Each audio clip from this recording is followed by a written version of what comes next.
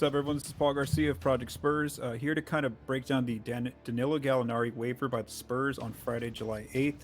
So let me just first quickly project my cap sheet on here so you all can see. Okay. All right, so let's go to begin. What happened? So on Friday, July 8th, the Spurs officially waived Danilo Gallinari. This had been an expected move. He is expected to sign with the Boston Celtics. According to Bobby Marks of ESPN, Gallinari increased his partial guarantee from $5 million to $13 million. So the Spurs will be on the hook for $13 million, as I've noted here in the pink on the cap sheet. And so where does their roster stand now that Gallinari's officially waived? Let's first begin with the numbers. Currently with all the cap holds in place of players that are even not even on the team right now, like Devontae Kaycock and DJ Stewart, the Spurs have $25 million in cap space right now with these cap holds in place. How are they likely operating? So I have a likely scenario here. They are likely operating with $30.3 million in cap space. So this is, again, looking at not having those cap holds in place for the players that currently are on the team. But this is still including players on non-guaranteed deals like Kata Job, who's making $1.8 million non-guaranteed right now. Trey Jones, $1.7. And then Joe Wieskamp, even though he's not technically on the team on the roster sheet, because I know he's on the Summer League team, but on the cap sheet, because he still has that qualifying offer out there right now. The Spurs still haven't been restricted free agency, so again, his cap hold is still part of their books, even though he may not be on the full 15-man roster. When training camp starts as of right now. Now the question is, what is the most cap space they can open now that Gallinari's partial guarantee is $13 million? They can now open up to $35.8 million in cap space. They could use this to try to sign free agents, or they can use this to take players into trades, and then, of course, try to get some future picks in that kind of scenario. I know that Bleacher Report had a piece by Eric Pincus earlier on Friday of the Spurs maybe being a team who can get involved with the Brooklyn Nets and Los Angeles Lakers, of taking back a contract like Russell Westbrook's contract and then buying him out. And Eric outlined in that article all the different ways and why the Spurs would want to do that, and in terms of getting back future picks from the Lakers in one of those scenarios. The Spurs would also have sent out some other players. So again, to get to that maximum cap space possible, $35.8 million, the Spurs would need to waive Trey Jones. They would need to waive Keita Bates-Diop, and they would also need to pull the qualifying offer from Joe Wieskamp and then renounce his cap hold.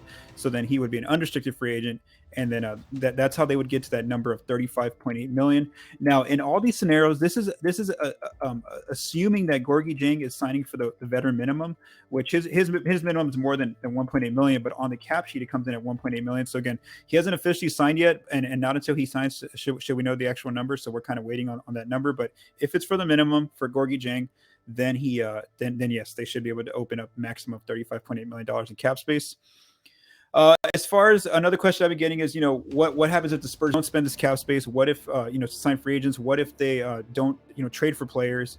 So right now, to get to the salary floor, which is $111.2 million by the NBA, the Spurs are $19.8 million short of that number. And when we talk about the salary floor, cap holds are not included in this scenario. Now, I know Jeremy Sohan has a cap hold on his current page. That's only because he hasn't signed his rookie scale contract. He should be signing that's pretty soon here. But this is, again, taking away the other cap holds. Now, in this scenario, Keita Bates-Diop would be included in salary, and same thing for Trey Jones because they haven't been waived by the Spurs. So, again, the Spurs are only $19.8 million away from the salary floor. And let's just say from now until the end of the year in May, the season ends in May, and they didn't make a trade, they didn't sign any other free agents. Well, and these are the 15 players on the roster.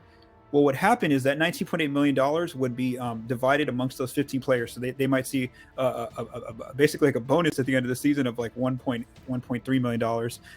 When I last did the math, I believe that's what it would be. So again, if they end up getting a player into that cap space, well then that bonus opportunity for those players pretty much goes away, depending on how much of cap space is used to bring in a player off trade. Or same thing if they go out and sign a free agent. It depends on how much money the free agent signed for, that bonus money for these other Spurs players would probably go away. So again, that's kind of where the team stands right now with Danilo Gallinari now officially waived for the season. The Spurs do have 13 players on guaranteed deals now.